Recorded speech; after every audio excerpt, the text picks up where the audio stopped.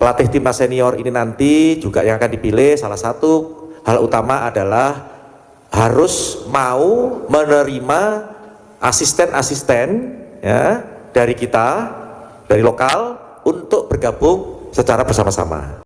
Yes, mantap! Alhamdulillah, tepat pagi ini PSSI resmi ambil pelatih Timnas Indonesia STY versi Eropa.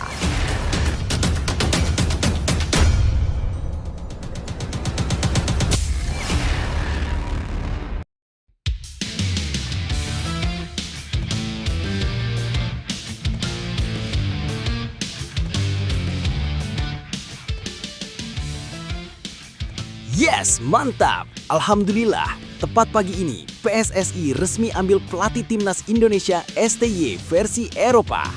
Rekam jejaknya bikin publik geleng-geleng terus-menerus. Begini faktanya. Tapi, Mimin minta tolong tonton video ini sampai selesai agar tidak ada kesalahpahaman yang terjadi. Dan tak bosan-bosan juga, tolong like dan share video ini ke media sosial kalian agar semua orang tahu apa yang sedang terjadi.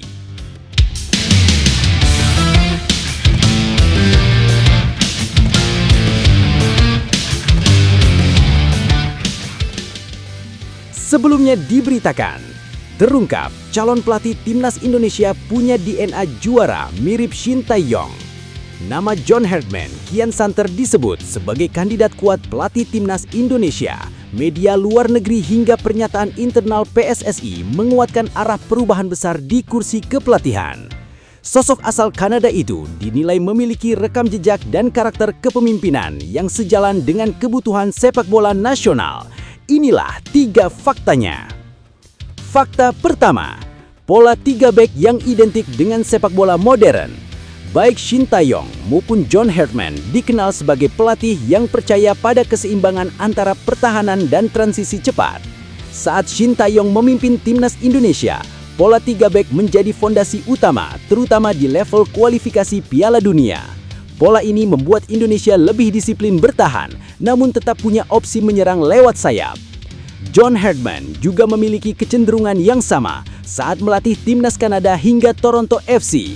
Ia kerap menggunakan struktur 3 back dengan wingback agresif. Pendekatan ini dianggap cocok dengan karakter pemain Indonesia yang mengandalkan kecepatan dan kerja keras. Pola tersebut bukan sekedar taktik, tetapi identitas permainan yang memberi rasa aman bagi tim. Fakta kedua, pelatih pragmatis yang mengejar hasil. John Herdman dan Shin Tae-yong sama-sama bukan tipe pelatih yang mengejar permainan indah. Mereka lebih fokus pada efektivitas dan hasil akhir. Pendekatan ini sempat menuai kritik, namun terbukti membawa Timnas Indonesia lebih kompetitif di level Asia. Saat membawa Kanada tampil di Piala Dunia 2022, John Herdman menerapkan pertahanan rapat dan disiplin menghadapi lawan kelas dunia. Pendekatan serupa pernah diterapkan Shin Tae-yong saat Indonesia menghadapi tim-tim kuat Asia. Filosofi ini menunjukkan kesamaan cara berpikir bahwa hasil adalah fondasi kepercayaan diri tim nasional. Fakta ketiga, rekam jejak lolos turnamen besar dunia. Kesamaan paling mencolok antara John Herdman dan Shin Tae-yong terletak pada pengalaman membawa tim ke panggung dunia. John Herdman sukses mengantar Timnas Kanada lolos ke Piala Dunia 2022, sebuah pencapaian historis bagi negaranya. Sementara itu, Shin Tae-yong pernah membantu Korea Selatan lolos ke Piala Dunia 2018. Pengalaman berada di tekanan kualifikasi dan atmosfer turnamen besar menjadi nilai jual utama. Kedua pelatih terbukti mampu mengelola ekspektasi negara dan pemain, sesuatu yang sangat dibutuhkan Timnas Indonesia dalam ambisi jangka panjang. Nah, sebelum lanjut mendengar berita ini, untuk para netizen, keluarkan satu kalimat pamungkas untuk menanggapi kabar ini. Ayo teman, berikan tanggapan kalian di kolom komentar. Bravo Timnas Indonesia, bravo PSSI. Ayo Garuda, buktikan bahwa level kita sudah dunia. Buktikan bahwa kita adalah raksasa Asia.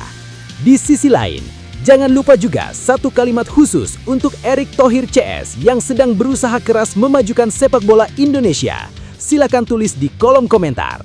Ayo terbang tinggi Garuda. Mari kita lanjut teman-teman. Endri Erawan dari PSSI pernah menyampaikan, target kami pelatih itu harus all out, harus berpengalaman meloloskan tim ke Piala Dunia dan berkontribusi untuk sepak bola Indonesia. Dengan berbagai kesamaan tersebut, wajar jika publik mulai membandingkan John Herdman dengan Shin Tae-yong. Harapan pun tumbuh bahwa jika tongkat estafet berpindah, arah kejayaan timnas Indonesia bisa tetap terjaga, bahkan melangkah lebih jauh. Lebih lanjut, situasi ini menunjukkan bahwa PSSI tampaknya sedang mencari kesinambungan, bukan sekedar pergantian figur. Pelatih dengan karakter dan rekam jejak yang mirip Shin Tae-yong memberi sinyal bahwa federasi tidak ingin kembali ke titik nol.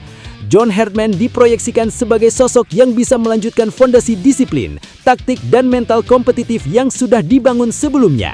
Namun di sisi lain, ekspektasi publik jelas akan sangat tinggi.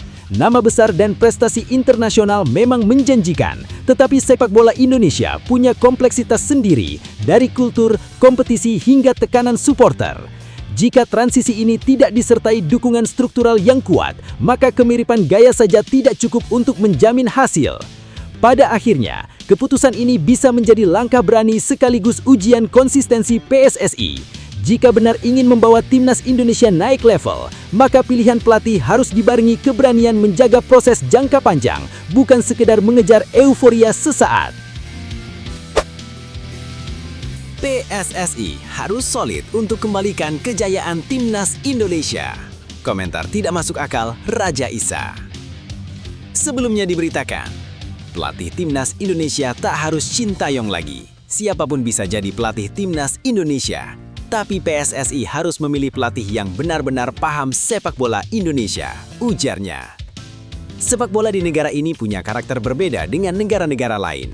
Di Indonesia, sepak bola adalah olahraga nomor 1, ucapnya.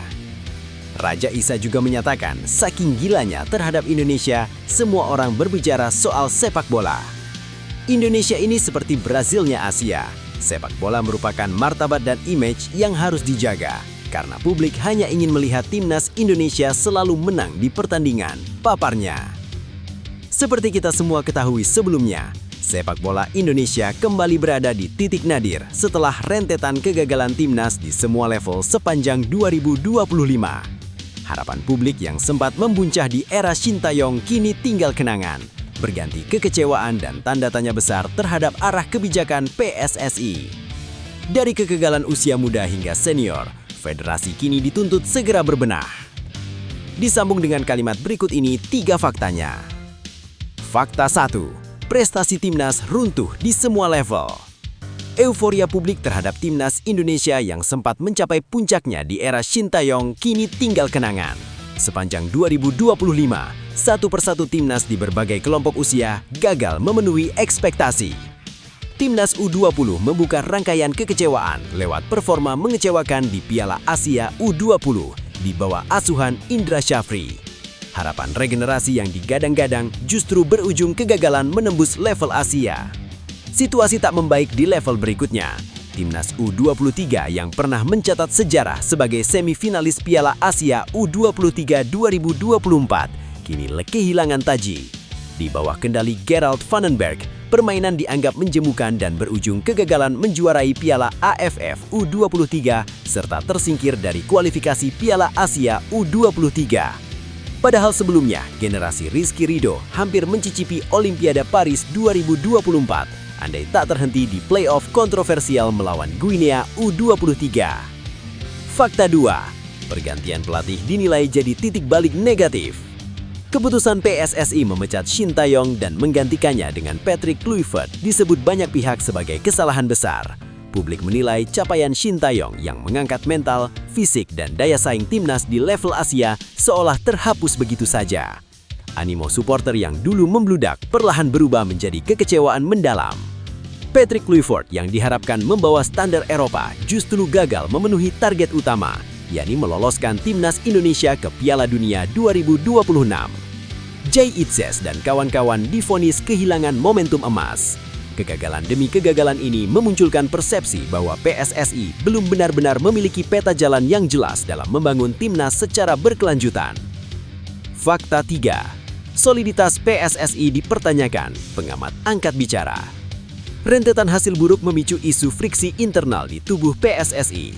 Sejumlah petinggi federasi disebut saling menyalahkan atas kegagalan timnas, termasuk setelah timnas Indonesia U22 gagal di SEA Games Thailand. Situasi ini mempertegas bahwa masalah timnas bukan semata teknis di lapangan, melainkan juga manajerial di tingkat federasi. Pengamat sepak bola asal Malaysia, Raja Isa Raja Akramsyah, menegaskan pentingnya soliditas PSSI. Ia menyebut seluruh jajaran harus duduk bersama menentukan arah sepak bola nasional. Ia mengatakan di tengah kegagalan sepak bola Indonesia saat ini, semua manajemen di PSSI dari Ketum sampai Exco harus duduk di satu meja bundar untuk menentukan haluan sepak bola Indonesia agar prestasi timnas bisa kembali bangkit. Raja Isa juga menekankan pemilihan pelatih ke depan harus benar-benar memahami karakter sepak bola Indonesia yang fanatik dan syarat tekanan publik. Menurutnya, Indonesia adalah Brazilnya Asia, karena sepak bola sudah menjadi martabat dan citra bangsa yang harus dijaga. Melihat situasi ini sulit membantah bahwa PSSI berada di persimpangan penting. Tanpa persatuan di level elit dan kebijakan yang konsisten, timnas Indonesia berisiko terus berjalan di tempat. Namun di balik keterpurukan, masih ada harapan jika federasi mau belajar dari kesalahan dan kembali menempatkan kepentingan prestasi jangka panjang di atas segalanya. Situasi yang dihadapi sepak bola Indonesia saat ini menunjukkan bahwa persoalannya jauh lebih dalam dari sekedar kalah menang di lapangan. Rentetan kegagalan timnas di berbagai level mencerminkan absennya kesinambungan visi dan keberanian untuk konsisten pada satu arah pembangunan. Ketika kebijakan mudah berubah karena tekanan sesaat, maka prestasi pun ikut rapuh dan kehilangan fondasi. PSSI berada pada fase krusial yang menuntut kedewasaan organisasi. Publik boleh marah dan kecewa, tetapi federasi seharusnya justru hadir dengan ketenangan, evaluasi jujur, dan keputusan kolektif yang solid. Tanpa kekompakan di level pengambil kebijakan, siapapun pelatihnya, timnas Indonesia hanya akan menjadi korban dari tarik-menarik kepentingan. Namun di balik situasi yang tampak suram, masih tersimpan peluang untuk bangkit. Kegagalan ini bisa menjadi titik balik jika dijadikan bahan introspeksi menyeluruh, bukan sekedar ajang saling menyalahkan. Sepak bola Indonesia memiliki basis supporter besar, pemain terbalenta, dan gairah yang tidak dimiliki banyak negara. Yang dibutuhkan kini adalah kepemimpinan yang konsisten, berani bertanggung jawab, dan setia pada proses jangka panjang demi mengembalikan martabat timnas Indonesia. Jangan biarkan kekecewaan hari ini memadamkan harapan untuk masa depan. Sepak bola Indonesia sudah terlalu sering jatuh, tetapi selalu punya alasan untuk bangkit kembali. Kegagalan ini bukan akhir perjalanan, melainkan ujian tentang seberapa besar keberanian untuk belajar, berbenah, dan melangkah lebih kuat. Untuk para pemain, tetaplah percaya pada kerja keras dan proses. Seragam merah putih bukan sekedar kostum, melainkan simbol jutaan doa dan harapan. Untuk para pengelola dan pengambil keputusan, inilah saatnya menunjukkan kepemimpinan sejati, berani bersatu, jujur pada evaluasi, dan setia pada visi jangka panjang. Dan bagi para supporter, jangan berhenti mencintai sepak bola negeri sendiri. Dukungan yang kritis namun tulus adalah energi terbesar bagi kebangkitan timnas Indonesia. Selama masih ada keyakinan, selama masih ada semangat untuk memperbaiki diri, sepak bola Indonesia akan selalu punya kesempatan untuk kembali berdiri dan menang. Penyebab Sumarji mundur dari jabatan manajer timnas Indonesia.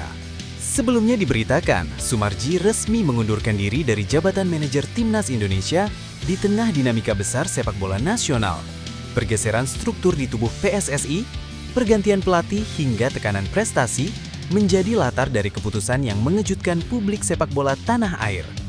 Dari balik layar tanggung jawab besar itu, tersimpan cerita panjang tentang beban kerja, loyalitas, dan pilihan personal. Berikut ini 3 faktanya. Fakta 1. Beban berat di balik kursi manajer timnas Indonesia. Menjadi manajer timnas Indonesia bukan sekedar urusan administratif. Posisi ini menuntut kesiapan fisik, mental, dan emosional yang tinggi, karena harus mengurus tim lintas kelompok usia dari junior hingga senior. Sumarji mengakui selama menjabat, ia memikul tanggung jawab yang sangat luas, mulai dari urusan teknis, non-teknis, hingga ekspektasi prestasi yang terus membayangi setiap agenda timnas. Dalam konferensi pers di Jakarta, Sumarji menyampaikan bahwa tekanan terbesar justru datang dari hal-hal kecil di luar lapangan yang sering luput dari perhatian publik. Ia menyebut tugas manajer sangat berat karena memikul tanggung jawab dan harus memikirkan tentang prestasi, bahkan sampai hal kecil di luar teknis. Pernyataan ini menggambarkan betapa kompleksnya peran yang selama ini ia jalani hampir tanpa jeda sejak 2019. Fakta 2. Memilih fokus ke BTN dan lebih dekat dengan pemain.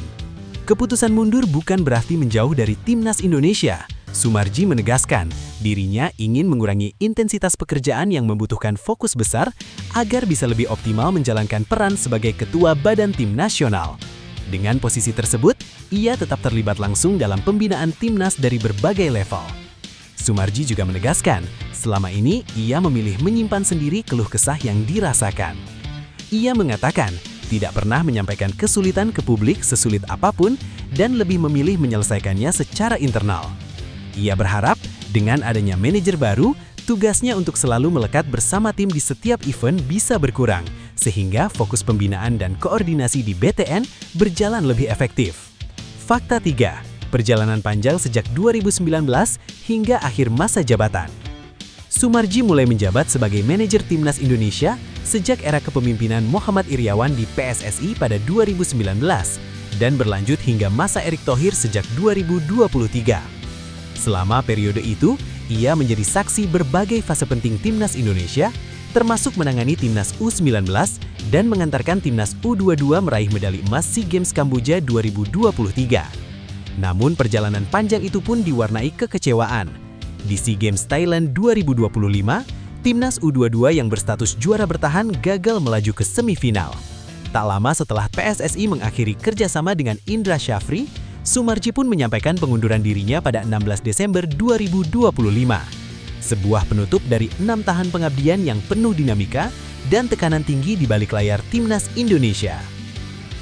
Lebih lanjut, situasi mundurnya Soemarji dari jabatan manajer Timnas Indonesia menunjukkan bahwa persoalan sepak bola nasional tidak selalu soal siapa yang salah atau yang benar, melainkan tentang batas kemampuan manusia dalam memikul beban yang terlalu besar. Posisi manajer timnas selama ini seolah menjadi titik temu dari semua tekanan, mulai dari tuntutan prestasi publik, dinamika internal federasi, hingga urusan teknis dan non-teknis yang jarang terlihat. Keputusan Soemarji justru mencerminkan keberanian untuk jujur pada diri sendiri bahwa sistem yang ada membutuhkan pembagian peran yang lebih sehat. Di sisi lain, pengunduran diri ini juga menjadi sinyal bagi PSSI bahwa profesionalisme tidak cukup hanya dengan mengganti pelatih atau merombak struktur di permukaan.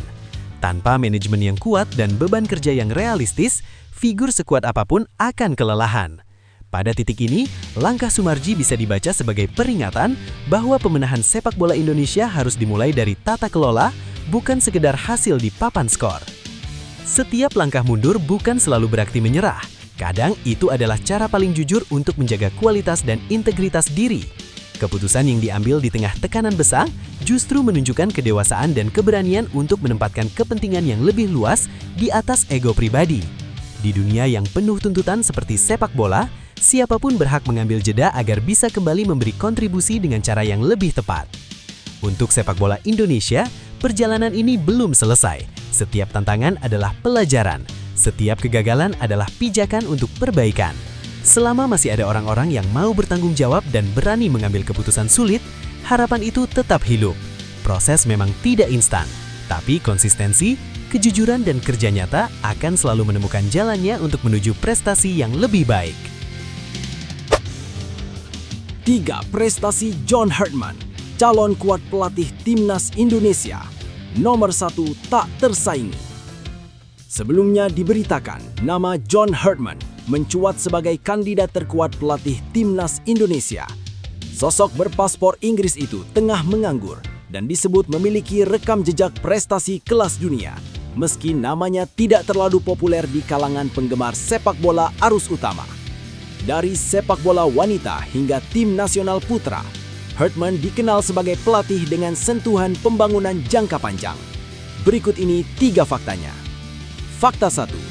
2 tim nasional Kanada menuju Piala Dunia. Prestasi ini menjadi fondasi utama mengapa nama John Herdman sulit diabaikan. Ia mencatatkan sejarah langka dengan membawa 2 tim nasional berbeda dari negara yang sama tampil di Piala Dunia. Pencapaian tersebut bahkan disebut sulit disaingi pelatih top dunia seperti Pep Guardiola atau Jose Mourinho yang belum pernah mengantarkan dua tim nasional ke ajang serupa. Hartman lebih dulu menangani timnas putri Kanada pada periode 2011 hingga 2018. Di bawah arahannya, Kanada sukses lolos ke Piala Dunia Wanita 2015. Kesuksesan itu membuat Federasi Kanada mempercayainya menangani tim nasional putra pada 2018 hingga 2023. Keputusan tersebut terbukti tepat setelah Hartman membawa Alphonso Davies dan rekan-rekan lolos ke Piala Dunia 2022, sebuah tonggak sejarah besar bagi sepak bola Kanada. Fakta 2. Konsistensi medali Olimpiade. Kehebatan Hartman tidak berhenti di Piala Dunia. Ia juga membuktikan kapasitasnya di ajang multi-event paling bergengsi, Olimpiade. Bersama timnas putri Kanada, Hartman berhasil mempersembahkan 2 medali perunggu secara beruntun di Olimpiade London 2012 dan Rio de Janeiro 2016. Capaian ini menegaskan reputasi Hartman sebagai pelatih yang tidak hanya mampu membawa tim lolos kualifikasi, tetapi juga kompetitif di level turnamen besar. Dalam 2 Olimpiade tersebut, Kanada tampil solid, disiplin, dan matang secara mental. Banyak pihak menilai keberhasilan itu lahir dari pendekatan Hartman yang menekankan organisasi permainan dan pengembangan karakter pemain sejak usia muda. Fakta 3. Jejak prestasi dari Selandia Baru. Sebelum bersinar bersama Kanada, Hartman telah lebih dulu membangun reputasinya di kawasan Oseania. Ia menangani timnas putri Selandia Baru pada periode 2006 hingga 2011. Dalam rentang waktu tersebut, Hartman sukses membawa Selandia Baru lolos ke Piala Dunia Wanita 2007 dan 2011. Tidak hanya itu, ia juga mengantarkan tim yang sama tampil di Olimpiade Beijing 2008. Rangkaian prestasi ini menunjukkan konsistensi Hartman dalam membangun tim nasional dari level dasar hingga panggung dunia. Itulah sebabnya, pelatih berusia 55 tahun tersebut kini dipandang sebagai sosok visioner dan sangat diminati untuk memimpin timnas Indonesia menuju level yang lebih tinggi. Lebih lanjut, situasi munculnya nama John Hartman sebagai calon kuat pelatih timnas Indonesia menunjukkan bahwa arah berpikir PSSI mulai bergeser ke pendekatan yang lebih rasional dan berbasis rekam jejak, bukan sekedar popularitas.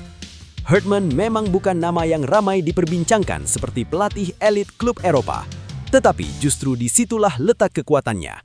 Ia terbiasa bekerja dalam keterbatasan, membangun tim dari nol, dan menanamkan fondasi jangka panjang. Sesuatu yang sangat relevan dengan kondisi sepak bola Indonesia saat ini. Jika benar ditunjuk, Hartman akan menghadapi ekspektasi besar dan tekanan instan dari publik yang haus prestasi. Namun pengalamannya menangani tim nasional dengan kultur berbeda menunjukkan ia bukan tipe pelatih yang mudah goyah. Tantangan terbesarnya adalah adaptasi dengan karakter pemain Indonesia, serta dinamika non-teknis di sekitar tim. Bila federasi mampu memberi dukungan penuh dan ruang kerja yang sehat, situasi ini bisa menjadi titik balik penting bagi transformasi timnas Indonesia dari sekedar tim potensial menjadi tim yang benar-benar kompetitif di level Asia. Dipecat tapi diken dengan haru. Sebelumnya diberitakan, PSSI resmi mengakhiri kerjasama dengan Indra Syafri usai kegagalan total timnas U22 Indonesia di SEA Games 2025. Langkah tegas itu menutup perjalanan panjang sang pelatih di struktur kepelatihan tim nasional. Namun, di tengah keputusan pahit tersebut, muncul pesan menyentuh dari sosok yang pernah tumbuh bersama Indra di timnas Indonesia, yakni Nova Arianto. Dari ruang evaluasi PSSI hingga unggahan emosional di media sosial, inilah 3 faktanya. Fakta 1, dari evaluasi PSSI hingga perpisahan total. Keputusan PSSI memecat Indra Syafri bukan datang tiba-tiba.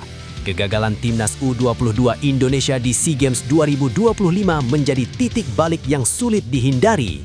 Berstatus juara bertahan, Garuda Muda justru tersingkir lebih awal di fase grup dan gagal melangkah ke semifinal. Hasil itu dinilai jauh dari ekspektasi federasi dan publik sepak bola nasional. Setelah melakukan evaluasi menyeluruh, PSSI akhirnya memutuskan mengakhiri kerjasama dengan Indra Syafri pada Selasa 16 Desember 2025. Keputusan ini bersifat final. Pelatih asal Sumatera Barat itu dipastikan tidak lagi terlibat dalam struktur kepelatihan maupun kepengurusan PSSI ke depannya. Hingga keputusan diumumkan, Indra Syafri memilih diam dan belum memberikan pernyataan resmi kepada publik.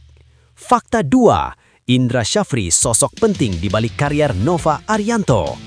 Di balik kegagalan yang menutup perjalanannya, Indra Syafri meninggalkan jejak personal bagi banyak figur di timnas Indonesia, salah satunya Nova Arianto. Bagi Nova, Indra bukan sekedar pelatih kepala, melainkan figur yang memberi pintu pertama dalam perjalanan kepelatihannya di level nasional. Indra Syafri adalah orang yang memberi kepercayaan kepada Nova Arianto untuk menjadi asisten di timnas Indonesia. Dari proses itu, Nova kemudian berkembang hingga dipercaya menjadi asisten Sintayong selama beberapa tahun. Perjalanan tersebut menjadi fondasi penting sebelum PSSI akhirnya menunjuk Nova sebagai pelatih timnas U17 Indonesia dan kini mempromosikannya ke kursi pelatih timnas U20 Indonesia setelah meloloskan Garuda Muda ke Piala Dunia U17 2025. Fakta 3, pesan menyentuh Nova Arianto yang jadi sorotan. Di tengah sunyinya suara Indra Syafri, Nova Arianto justru tampil dengan pesan yang penuh empati. Melalui unggahan Instagram Story pada Rabu 17 Desember 2025, Nova menyampaikan rasa terima kasih dan penghargaan kepada mantan mentornya tersebut. Terima kasih Coach Indra Syafri, senang bisa mendapat kesempatan bekerja sama dengan Coach, ujar Nova. Ia menambahkan bahwa proses panjang yang ia jalani di tim nasional tidak lepas dari kepercayaan yang diberikan Indra. Saya juga berterima kasih, berkat Coach, saya bisa menjalani proses di tim nasional, ucapnya. Pesan singkat itu menjadi penegas bahwa di balik hasil dan evaluasi, Indra Syafri tetap meninggalkan warisan penting berupa regenerasi pelatih dan proses pembinaan. Sebuah pengingat bahwa dalam sepak bola, hasil memang menentukan nasib, tetapi proses dan hubungan antar manusia seringkali meninggalkan cerita yang lebih panjang. Lebih lanjut, situasi ini menunjukkan bahwa sepak bola tidak pernah semata soal menang dan kalah di papan skor. Keputusan PSSI memecat Indra Syafri adalah langkah profesional yang sulit dihindari ketika target besar gagal dicapai, terlebih dengan status juara bertahan yang justru tersingkir lebih awal di fase grup. Namun, di sisi lain, reaksi Nova Arianto memperlihatkan wajah lain sepak bola nasional, yakni penghargaan terhadap proses dan peran manusia di balik sistem. Indra Syafri boleh saja berakhir dengan catatan pahit di SEA Games 2025, tetapi kontribusinya dalam membangun jalur regenerasi pelatih tidak bisa dihapus begitu saja. Dari tangannya, lahir kepercayaan kepada figur seperti Nova Arianto yang kini menjadi bagian penting masa depan timnas Indonesia. Pesan menyentuh itu seolah menjadi pengingat bahwa kegagalan satu turnamen tidak selalu mencerminkan keseluruhan nilai seorang pelatih. Dalam konteks yang lebih luas, situasi ini seharusnya menjadi momen refleksi bagi PSSI untuk menyeimbangkan tuntutan hasil instan dengan keberlanjutan pembinaan. Ketegasan federasi penting, tetapi kesinambungan filosofi dan penghormatan terhadap proses juga tak kalah krusial. Jika kedua hal ini berjalan beriringan, sepak bola Indonesia tidak hanya sibuk mengganti pelatih, tetapi benar-benar maju melangkah. Setiap perjalanan besar selalu punya titik jatuh, dan dari sanalah karakter seseorang diuji.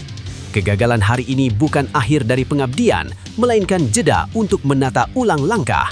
Apa yang telah ditanam melalui proses, kepercayaan dan pembinaan tidak akan hilang begitu saja, karena hasil sejati sering muncul lewat orang lain yang meneruskan jalan itu. Tetaplah percaya bahwa kerja keras, kejujuran dan konsistensi akan menemukan waktunya sendiri untuk berbicara. Tidak semua kontribusi langsung terlihat di papan skor, tetapi dampaknya bisa hidup jauh lebih lama. Bangkitlah dengan kepala tegak, karena mereka yang pernah jatuh dan memilih berdiri kembali biasanya melangkah dengan arah yang lebih matang dan tujuan yang lebih jelas.